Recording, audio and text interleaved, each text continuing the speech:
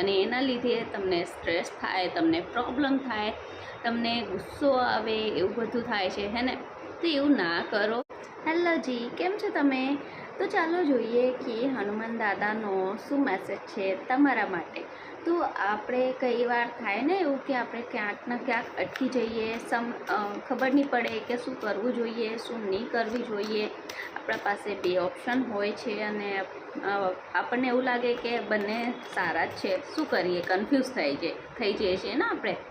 તો ચાલો આપણે જોઈ લઈએ કે આપણા માટે શું કરવું સારું રહેશે અને શું મેસેજ છે આપણા માટે યુનિવર્સનો, આપણે શું મેસેજ છે હનુમાન દાદાનો.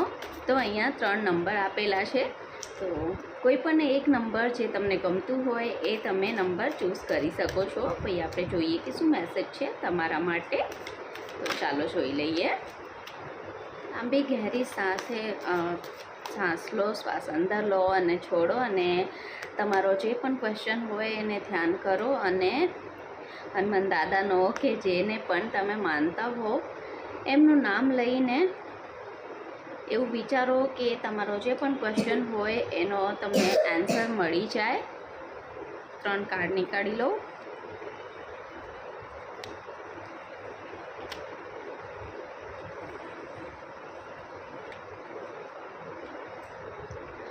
તો હા, તો નંબર 1 જેને ચૂઝ કર્યું છે, નંબર 1 જેનો છે, પહેલા નંબર 1 વાળાનું જોઈ લઈએ. ઓકે, મારો કાર્ડ આવ્યો છે કંટ્રોલ. એનો મતલબ એ થાય કે જે પણ તમારો ક્વેશ્ચન છે, જે પણ તમારી પ્રોબ્લેમ છે, જે જોબમાં હોય તો, બિઝનેસમાં હોય તો, કે રિલેશનશિપમાં હોય તો, કે ફાઇનાન્સમાં હોય તો, જે પણ પ્રોબ્લેમ છે ને એમાં એવું છે કે તમે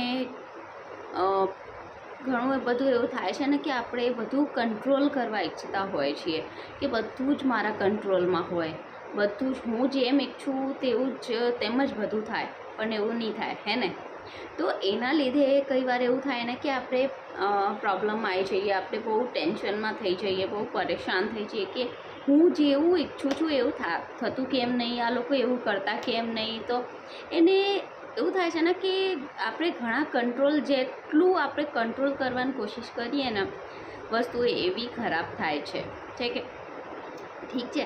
તો એમાં શું છે કે ક્યાંક તો તમે કોઈના કંટ્રોલમાં હશો કે કોઈ તો જ એવું છે જે તમને કંટ્રોલ કરતું હોય છે, જે જેવું ઈચ્છે છે તમે એવું જ કરો છો હે ને.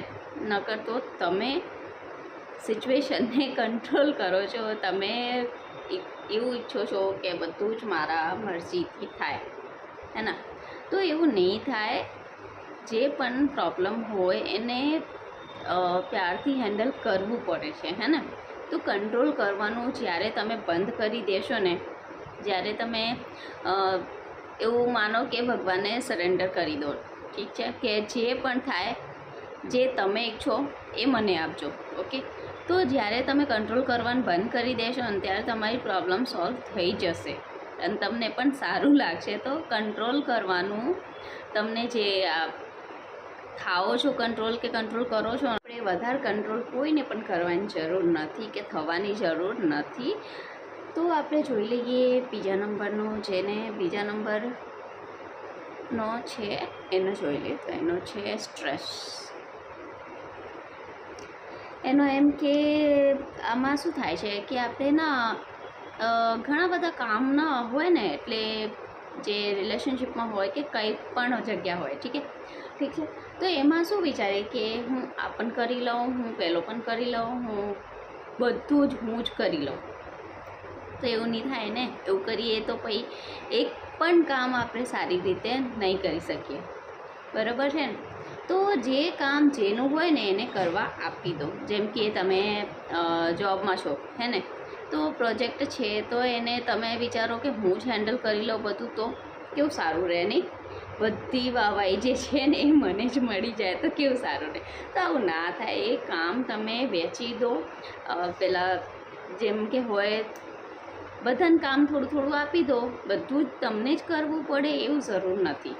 તો આપણે ઘરમાં પણ એવું જ થાય છે કે આપણે વિચારીએ કે બધું જ કામ હું જ કરી લઉં, બીજાને બધાને આરામ આપી દો, તેવું ના કરો. બધું જ કામ તમને કરવાની જરૂર નથી. આ કરવાના ચક્કરમાં ના તમે એક પણ કામ સારી રીતે નહીં કરી શકો અને એના લીધે તમને સ્ટ્રેસ થાય, તમને પ્રોબ્લેમ થાય, તમને ગુસ્સો આવે, એવું બધું થાય છે હે ને. તો એવું ના કરો. જે પણ કામ હોય તમે એક જ કામ ઉપર ફોકસ્ડ રાખો અને એક જ કામ તમને 100% તમને એક જ કામને આપવું છે તો એ કામ પરફેક્ટ થશે અને તમને પણ શાંતિ મળશે, તમને પણ સારું લાગશે. તો એવું જ કરો. તમે સ્ટ્રેસ ના લો બધા કામની. આપણો ત્રીજો કાર્ડ છે અન્ડરસ્ટેન્ડિંગ. તો એનું શું છે કે આપણે તમારું જે પણ ક્વેશ્ચન છે ને, તમે અત્યાર સુધી વિચારો છો કે હું આ કરું કે નહીં કરું. બધા તો કરી લે છે પણ હું કરીશ તો કેવું રહેશે. તમે બસ એક જગ્યા બેઠા બેઠા ન જોવો છો બધાને કે હું આમ કરીશ તો કેવું રહેશે, આ બધા તો કરી લે છે, હું કરી શકીશ કે નહીં કરી શકીશ. તો આ બધું જવા દો. તમે પણ જે તમે ઈચ્છો છો ને કરવાનું એ કરી શકો છો. તમારી પાસે પણ એવી જે પાવર હોય છે ને બધાની, એ છે તમારી પાસે અને તમે પણ આ કરી શકો છો. તો તમે વિચારવાનું હવે બંધ કરો, વિચારવાનો ટાઈમ ગયું અને હવે કરવાની શરૂઆત કરો. જે પણ ઈચ્છો છો, એ રિલેશનશિપમાં હોય કે ફાઇનાન્સમાં હોય કે કરિયરમાં હોય કે જોબમાં હોય, જે પણ હોય, જે પણ તમારા મનમાં આવે છે એના ખ્યાલ તમને લાગે છે કે તમે કરી શકો છો તે તમે કરી નાખો.